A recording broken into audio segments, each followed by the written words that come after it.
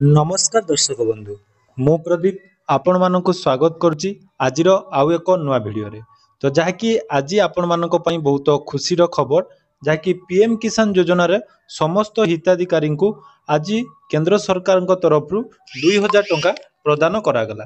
तो जो हिताधिकारी माने पीएम किसान लो समस्त ई केवाईसी एवं लैंड सीडिंग एवं आधार बैंक अकाउंट लिंक बा डीबीटी माध्यम रे समस्त डॉक्यूमेंट ठीक थिला तांकू आज जाकि केंद्र सरकार तरफ 2000 टंका प्रदान करागला। या छड़ा बहुत सारा चासी भाई माने जाकि पूर्व वीडियो रे कमेंट माध्यम रे जणैचंती तो किछि चासी भाई मानकर टंका एपर्यंत आसी नाही। तो सेमानक पई ए वीडियोटी निहाती गुरुत्वपूर्ण रहिबो। तो जदि आपण मानकर टंका आपण माने एपर्यंत पाइ नांतनी ताले आपण मानकू कोन करिया को पड़िबो आसंतु ए वीडियो रे जानिबा। ता पूर्वरु चैनल को प्रथम थर विजिट करथिले वीडियो को लाइक करिवे, चैनल को सब्सक्राइब करिवे एवं पाखरे थिबा बेल आइकन को क्लिक करी आगु को हम चैनल माध्यम रे एही परी नुआ नुआ अपडेट पाई परिबे। तो जानंतु जहाँकि पीएम किसान योजना रो आपण मानकर जहाँकि 2000 टंका आज केंद्र सरकार तरफ प्रदान करागला। तो 2000 टंका केउ मानकू प्रदान करागला तो पूर्वरु मु कहि रखिथिली जो मानकर संपूर्ण डॉक्यूमेंट ठीक अछि से मानकू पीएम किसान योजना रो जहाँकि 16तम इनस्टॉलमेंट एवं जो माने नुआ करी आवेदन करथिले तांकू प्रथम थर पई 2000 टंका एवं बाकी थिबा इनस्टॉलमेंट मध्य समस्त चासी भाई भौणी माने आज पाई पाले। किंतु सबुठारु गुरुत्वपूर्ण कथा हला किछि चासी ओ भाई भौणी माने जहाँकि सेमाने 15तम किस्ती पाइथिले मध्य तांको बैंक अकाउंट को एपर्यंत टंका आसी नाही। तो आपण मानकू मु कहि रखिबी देखंतु प्रथमे जहाँकि प्रधानमंत्री किसान योजना रे आज जो घोषणा करा जायतिला 4:30 समय रे आपनकू टंका प्रदान करा जिवो।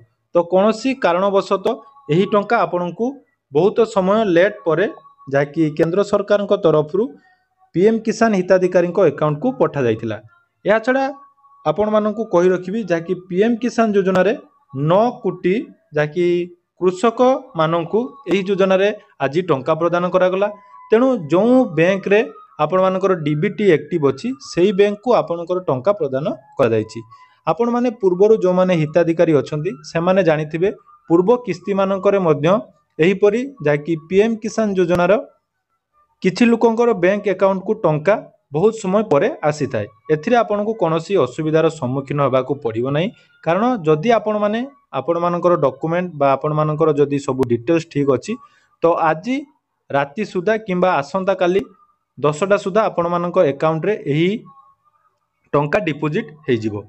एहा छडा बहुत सारा चासी ओ भाई भणी मानकर कमेंट थिला जो मानकर टंका आसी नाही तांको पई मध्य जाकि केंद्र सरकार तरफ गुटे हेल्पलाइन नंबर जाकि दिया जायछि।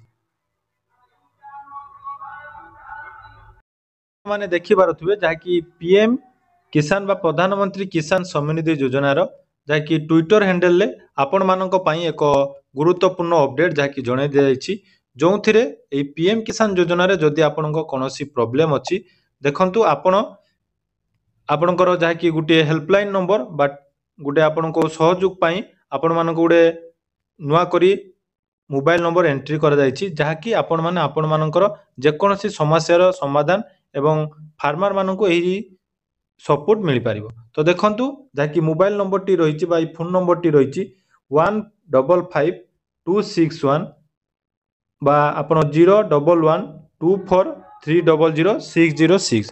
तो यही नंबर को मध्य आपण माने कॉल करी आपण मानक टंका कोन पई आसी नाही तारो डिटेल्स जानि परिबे। तेणु जो मानकर टंका आसीछि से माने निहाती कमेंट बॉक्स रे आपण मानकर जिल्लार नाम लेखिबा को जमारो भूलिबेनी एवं जो मानकर टंका आसी नाही से माने काली पर्यंत अपेक्षा करंतु किंबा आपण मानक पाखरे जो टोल फ्री नंबर रहिछि से टोल फ्री नंबर रे कॉल करी आपण माने आपण मानकर डिटेल्स जाकि जानि परिबे। धन्यवाद।